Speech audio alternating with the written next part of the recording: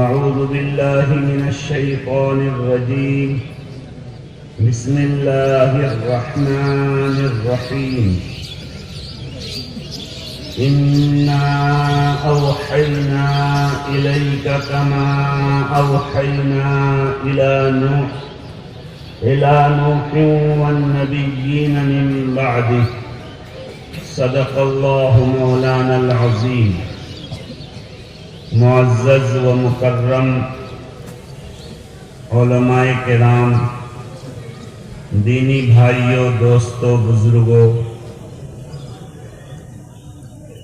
حضرت مولانا مجیب الرحمن صاحب رحمۃ اللہ علیہ، جو حضرت مولانا ممتاز صاحب کے والد محترم تھے، انہوں نے فرمایا تھا کہ میں یہ دعا کرتا تھا کہ اللہ میرے گھر سے علم کا چشمہ جاری کر دے، لیکن میرے ذہن میں یہ بات نہیں تھی کہ علم کا چشمہ اللہ تعالیٰ اس طرح جاری فرمائیں گے جس طرح انہوں نے دیکھا۔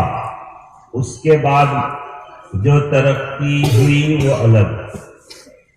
بندہ بہت مرتبہ اپنے سوچ، اپنے جذبہ اور اپنی حیثیت کے مطابق مانگتا ہے، مگر پروردگار اپنی شان کے مطابق عطا کرتا ہے۔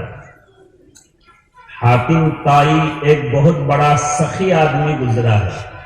ان کے پاس ایک مرتبہ ایک فقیر 1 درہم 1 روپیہ مانگا، تو انہوں نے درہم کی تھیلی دی جس میں 100 درہم تھے۔ کسی نے کہا کہ یہ فقیر تو 1 ہی درہم آپ سے مانگا، آپ 100 درہم دے دیے۔ تو حاتم طائی نے کہا کہ یہ اپنی ضرورت کے مطابق مانگا، میں اپنی حیثیت اور شان کے مطابق دیا۔ جب اللہ کے بندوں کی یہ شان ہوتی ہے تو اس احکم الحاکمین کی شان کتنی اونچی ہے۔ بندہ اپنی حیثیت اور سوچ کے مطابق مانگتا ہے۔ حضرت مولانا فرماتے تھے کہ میں یہی سوچتا تھا کہ میرے گھر میں یعنی میرے بچوں کو اللہ دینی اور علمی خدمت میں لگائے۔ میرے ذہن میں یہ نہیں تھا کہ اللہ تعالیٰ میری دعا کو اس طرح قبول فرمائیں گے۔ الحمدللہ اللہ تعالیٰ نے ان کی دعا اس طرح قبول فرمائی، اور اسی سال آپ حضرات نے دیکھا تھا کہ مباحث فقہیہ کا جو پروگرام یہاں پر چند مہینوں پہلے ہوا، جس میں پورے ہندوستان کے بھی اور باہر ممالک کے بھی بڑے بڑے اکابر سینکڑوں کی تعداد میں ایک ساتھ یہاں جمع ہوئے، اور 3 دن تک یہ دیہات کا علاقہ، پسماندہ علاقہ ایسا لگ رہا تھا کہ دیوبند اور سہارنپور کا علاقہ ہے۔ الحمدللہ اس ادارے میں دور حدیث شریف تک کی تعلیم ہوتی ہے، اور بخاری شریف جو قرآن کریم کے بعد سب سے صحیح ترین اور مقبول ترین کتاب ہے، اس کتاب کی آخری حدیث آج آپ کے سامنے پڑھی جائے گی، اور ہمارے عزیز طلباء کو ہمارے معزز مہمان محترم پڑھائیں گے، اور آپ سب اسی لیے یہاں شریک ہوئے ہیں، تشریف لائے ہیں کہ بخاری شریف کا آخری درس آپ سماعت فرمائیں، اور ختم بخاری پر اکابر کا تجربہ ہے کہ دعا قبول ہوتی ہے۔ اس دعا سے آپ حضرات جو ہے مستفید ہونے کے لیے یہاں تشریف لائے ہیں۔ میرے بھائیوں، دوستوں، بزرگوں، میں نے آپ کے سامنے جو قرآن کریم کی آیت تلاوت کی، یہ بخاری شریف کا پہلا حصہ ہے۔ بالکل پہلے حصے میں امام بخاری رحمۃ اللہ علیہ گویا کہ اپنی کتاب کی شروعات اس آیت سے فرمائے ہیں، اور وحی کے بیان سے فرمائیں۔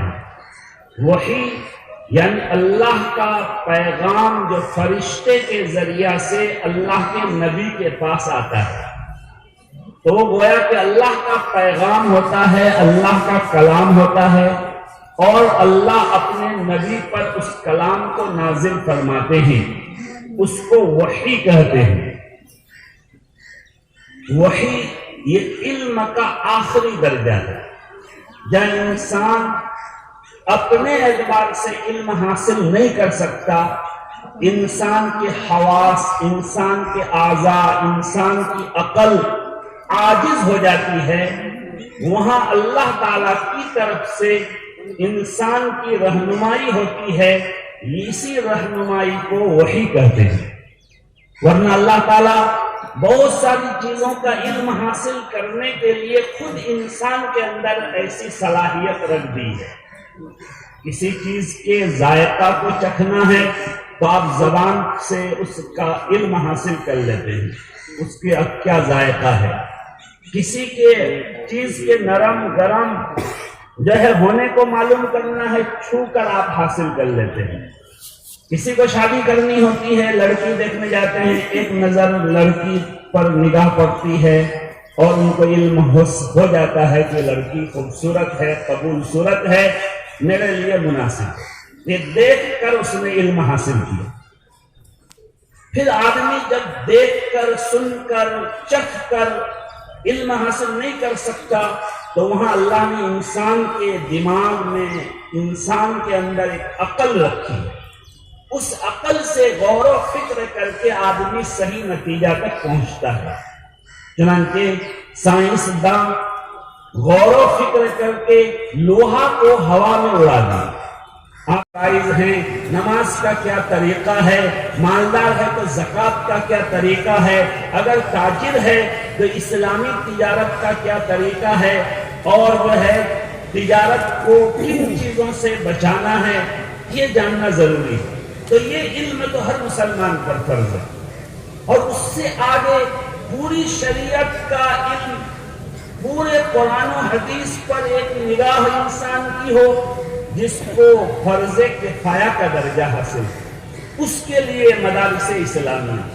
آپ اس کو یوں سمجھیے کہ مکاتب کا جو علم ہے یہ ہر مسلمان پر فرض ہے، اور مکاتب کا قیام یہ فرض عین کے درجے میں، اور مدارس یہ فرض کفایہ کا جو ہے کے درجے میں، جہاں علماء، حفاظ، قراء، مفتیان کرام پیدا کیے جائیں۔ لہذا ہمیں یہ ضروری ہے کہ ہم اپنی نسلوں کو مکاتب کے علم سے بالکل مزین کر دیں۔ ہر گاؤں میں مکتب ہو، ہر مسجد میں مکتب کا قیام ہو، اور ہم اپنے بچے کو جو دین کی ضروری تعلیم ہے یہ ضرور دلا دیں۔ ان کو پہلے مسلمان بنا دیں، اس کا ڈاکٹر بنانا ہے، انجینئر بنانا ہے، ماسٹر کر بہت سب بنانا ہے، بنائیے، لیکن سب سے پہلے مسلمان بنانا ضروری ہے۔ یہ فرض ہے ہر گارجن پر کہ اپنی اولاد کو ضروری دینی تعلیم دلا دے، پھر آگے کہیں بھیجے۔ بہت مرتبہ ہم جو ہے یہ کر ایسی ہی ہوش و عقل سنبھالتا ہے تو ان کو انگلش میڈیم اسکول میں داخل کر دیتے، کہتے بعد میں قرآن پڑھانا، بعد میں دینی تعلیم دلا دینا۔ حالانکہ وہ بعد کل جو ہے کبھی آتا نہیں، آ بھی گیا تو بہت کمزور ہوتا ہے، اس لیے کہ اللہ تبارک و تعالیٰ نے ایک بچے کو اسی طرح پیدا کیا ہے کہ ان کے دل میں جو بات سب سے پہلے داخل ہوتی ہے وہ بات بہت مضبوطی کے ساتھ بیٹھ جاتی ہے۔ اسی وجہ سے اسلام میں بلا تاخیر کے اذان اور اقامت کا حکم ہے۔ یہ بچہ پیدا ہوتے ہی سب سے پہلے اذان دو، ایک کان میں اقامت کو، کون سی نماز پڑھنی ہے اس بچے کو، بھائی اتنی جلدی کی کیا ضرورت کا نہیں، دنیا کی کوئی آواز ان کے کان میں پہنچنے سے پہلے توحید و رسالت اور جو ہے عبادت اور اسی میں کامیابی ہے یہ صدا، یہ نعرہ ان کے جو ہے دل میں پہنچ جائے، اس لیے کہ دل خالی ہے، لہذا جب یہ بات پہنچ جائے گی ان کے دل میں تو وہ بات اندر میں بیٹھ جائے گی۔ اب جو ہے آئندہ اگر غلط ماحول میں بھی وہ پہنچ گیا تو تھوڑی سی محنت کے بعد وہ جو ہے فوراً لائن میں آ جائے. چنانچہ ایسے بہت سارے لوگ ہیں جو آپ کے لیے نظیر بن سکتے ہیں. آپ خود جو ہے جانتے ہیں کہ فلاں گائیکار جنید جمشید رحمت اللہ علیہ اتنے بڑے نیک صالح آدمی بن کر شہید ہوئے، اور جو ہے کتنے ایسے ہیں. ان سب کی اگر آپ ابتدائی زندگی دیکھیں گے تو اصل محنت فلاں صاحب کی نہیں، اصل محنت ان کے گارجن اور ماں باپ کی، کہ بچپنا میں ان کے دل میں ایمان پختگی کے ساتھ بیٹھ گیا تھا. بیچ میں وہ ادھر ادھر پھرا، پھر جو ہے طارق جمیل صاحب جیسی کوئی شخصیت ان کو مل گیا اور انہوں نے جو اس پر تھوڑی سی محنت کی تو بعد کی چیزیں ہٹ گئی، اندر والی چیز اجاگر ہو گئی. اس لیے مکاتب کا جو علم ہے یہ فرض عین کے درجے میں ہے. لہذا آپ سب اس بات کو اچھی طرح سے سمجھ لیں کہ آپ پر یہ ذمہ داری ہے کہ آپ اپنے گاؤں میں، اپنی مسجد میں، اپنے علاقے میں مکاتب کا نظام مضبوط کریں، ورنہ آئندہ نسلوں کے لیے ایمان اور دین کو بچانا مشکل ہوگا. اور الحمدللہ یہ مدارس یہ بھی ضروری ہے. مکاتب میں پڑھانے والے کہاں ملیں گے؟ انہی مدارس میں ملیں گے. اس لیے ان مدارس کو بچانا، ان کی حفاظت، ان کی اشاعت، ان کا تعاون، ان کو آگے بڑھانے کی فکر کرنا یہ بھی آپ کی ذمہ داری ہے. تو امام بخاری رحمت اللہ علیہ نے اپنی کتاب کو علم سے شروع کیا کہ بھائی علم یہ اسلام اور مسلمانوں کے لیے ایک ضروری درجہ کی چیز ہے. کہ علم ہی اگر نہیں ہوگا تو آدمی نماز کیسے پڑھے گا، زکوٰۃ کیسے دے گا، تجارت کرے گا تو صحیح تجارت، اسلامی تجارت، سچی تجارت جس پر بشارتیں ہیں جو حضرت نے ابھی آپ کے سامنے بیان فرمایا، یہ کیسے وہ جو ہے جانے گا. اس لیے علم سے امام بخاری رحمت اللہ علیہ نے کتاب شروع اور بیچ میں بہت کچھ بیان کیے، اور آخری جو بیان ہے سبحان اللہ و بحمدہ سبحان اللہ العظیم، میں اس پر کچھ نہیں کہوں گا اس لیے کہ حضرت اس پر بیان کریں گے، ورنہ کہیں ایسا نہ ہو جائے یہ خالی تشبیہ خالی ایک چیز میں ہے اور کسی چیز میں نہیں. کہ ایک گاؤں میں امام صاحب نے سمع اللہ لمن حمیدہ کی جگہ ربنا ولک الحمد پڑھ دیا، تو پیچھے سے جو ہے مقتدی نے کہا ارے ملا تو نے جو ہے میرا پڑھ دیا، میں کیا پڑھوں. تو ایسا میں نہیں کرنا چاہتا. آخری حدیث پر حضرت انشاءاللہ بیان فرمائیں گے. میں صرف عزیز طلبہ کو یہ بتانا چاہتا ہوں کہ امام بخاری علم سے شروع کر کے کہاں پہنچائے؟ ذکر پر پہنچا. سبحان اللہ و بحمدہ سبحان اللہ العظیم یہ ذکر ہے.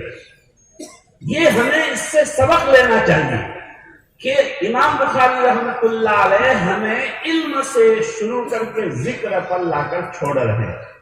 لہذا ہم علم حاصل کر کے صرف بیٹھ نہ جائیں اور اپنے آپ کو کامل نہ سمجھ لیں، بلکہ ہماری یہ ذمہ داری ہے کہ اب ہم ذکر اللہ میں لگیں، اللہ والوں کی صحبت میں رہیں. ہمارے تمام اکابر ان کے اندر جو کمال پیدا ہوا وہ علمی تبحر کی وجہ سے نہیں. ان کے زمانے میں ان سے زیادہ علمی تبحر والے تھے، لیکن اللہ نے ان کو آفتاب و مہتاب نہیں بنایا. ان کے ذریعہ سے اللہ نے پورے عالم میں انقلاب برپا کرنے کا کام نہیں لیا. ہمارے اکابر علماء دیوبند کو اللہ نے ہدایت کے آفتاب و مہتاب بنایا. ایسے نورانی یہ حضرات تھے کہ جہاں گئے وہاں نور ہی نور پھیلا دیا. حضرت مولانا حسین احمد مدنی نور اللہ مرقدہ، حضرت کا تو جس گاؤں سے جو ہے گزر ہوا اس گاؤں میں نور اور ہدایت حضرت کی وجہ سے پھیل گئے. ابھی مولانا وستانی صاحب کے صاحبزادے ہیں، انہوں نے سنایا کہ گجرات میں حضرت کا کئی گاؤں کا دورہ تھا. بیچ میں ایک گاؤں میں حضرت بیل گاڑی میں سفر کر رہے تھے. حضرت نے فرمایا تھا جب کوئی گاؤں آئے تو مجھے جگہ دینا. لوگوں نے دیکھا حضرت خراٹے رہ رہے ہیں، بہت آرام سے جو ہے لیٹے سوئے ہوئے ہیں تو نہیں جگایا. تو بیچ میں ایک گاؤں ہدایت سے محروم رہا. باقی اس سے پہلے اور اس کے بعد جتنے گاؤں میں حضرت جاگنے کی حالت سے گزرے وہ سب گاؤں جو ہے اہل حق کے آج گاؤں ہیں، ہدایت یافتہ گاؤں. اس لیے ہماری یہ بھی ذمہ داری ہے اور ہمارے عزیز طلبہ کی کہ اب ہم علمی سفر کا ایک سلسلہ جو ہے تکمیل تک پہنچا رہے ہیں۔ ویسے علم کی تکمیل تو جو ہے من المہدی الی اللحد، موت تک بھی نہیں ہو پائے گی۔ جو ہے ایک ہمارے اکابر کا جو نصاب ہے، جس نصاب کے ذریعہ آدمی علم حاصل کرنے کا ایک طریقہ سیکھ لیتا ہے، اس نصاب کی آج تکمیل ہو رہی ہے۔ لہذا اس تکمیل کو امام بخاری رحمۃ اللہ علیہ ذکر پر کر رہے ہیں۔ لہذا ہمیں چاہیے کہ علم کے ساتھ ذکر اور ذکر اللہ کا بھی اہتمام کریں، اللہ والوں کی صحبت اختیار کریں۔ حضرت تھانوی رحمۃ اللہ علیہ نے تو یہاں تک فرمایا کہ فراغت کے بعد، یعنی یہ ظاہری طالب علمی کا رسمی سلسلہ مکمل کرنے کے بعد، جب تک کوئی 6 مہینہ تک کسی اللہ والے کی صحبت میں نہ رہ لے، اس وقت تک وہ خدمت میں نہ رہے۔ حضرت نے فرمایا تو یہ علمی سلسلہ مکمل کر لیا، لیکن جو ہے اللہ والوں کی صحبت نہیں اٹھایا، اپنی اصلاح نہیں کیا، ذکر اللہ کا اہتمام نہیں کیا، تو گویا کہ وہ وضو کیا، نماز نہیں پڑھی۔ اس لیے ہمارے ان عزیز طلبہ کو اور میں اپنے آپ کو یہ کہہ رہا ہوں کہ امام بخاری رحمۃ اللہ علیہ ہمیں ذکر پر لے جا کر چھوڑ رہے ہیں، اور امام بخاری رحمۃ اللہ علیہ کی کتاب کی جو مقبولیت اور پوری دنیا میں اللہ نے اس کتاب کو جو مقام دیا ہے، گویا کہ امت کا اس پر اجماع اور اتفاق ہو گیا ہے کہ اس کتاب کے پڑھے بغیر کسی کو مولانا اور عالم نہیں کہا جائے۔ اتنا ان کا مقام صرف علم کی وجہ سے نہیں، احادیث شریفہ اور صحیح ترین حدیث سے اور بھی کتابیں صحیح حدیثوں کا ذخیرہ ہیں، لیکن امام بخاری رحمۃ اللہ علیہ کے رجوع اللہ، انابت اللہ، ذکر اللہ اہتمام، کہ ہر حدیث کو لکھنے سے پہلے غسل کا، وضو کا اہتمام کرنا، حرمین شریفین میں جو ہے مقدس پاکیزہ جگہ میں جا کر بیٹھ کر حدیث لکھنا، اور استخارہ کرنا، مراقبہ کرنا کہ یہ حدیث لکھوں یا نہ لکھوں۔ اللہ کی طرف سے جب الہام ہو گیا، القا ہو گیا کہ میں لکھنا ہے تب لکھنا، یہ سب باتیں دیکھیے، یہ سب ذکر اللہ کے قبیل کی باتیں۔ اس لیے ہم عزیز طلبہ سے یہ بس درخواست کرنا چاہتے ہیں کہ ایک سلسلہ آپ مکمل کر رہے ہیں، آپ قابل مبارکباد ہیں۔ اب آئندہ آپ کو قوم اور ملت کی صحیح خدمت اگر انجام دینی ہے، اور جس طرح امام بخاری رحمۃ اللہ علیہ اپنے زمانے کے باطل فرقوں پر جگہ جگہ رد فرمایا ہے، یہ آپ کی بھی ذمہ داری ہے۔ شکیلیت، قادیانیت اور باطل فرقوں کے قلع کما کے لیے آپ محنت کریں، تو اس کے لیے ضروری ہے کہ آپ کسی بڑے سے، اللہ والے سے اپنے آپ کو جوڑ کر ان کی رہنمائی میں، ان کی ہدایت کے مطابق جو ہے کام کریں، تو اللہ تعالیٰ آپ کے کام میں برکت دیں گے۔ ہمارے بزرگوں میں حضرت مولانا رشید احمد گنگوہی نور اللہ مرقدہ کے متعلق تمام علماء جانتے ہیں، سہائے ستہ بلکہ 10 کتابیں حضرت تنہا پڑھایا کرتے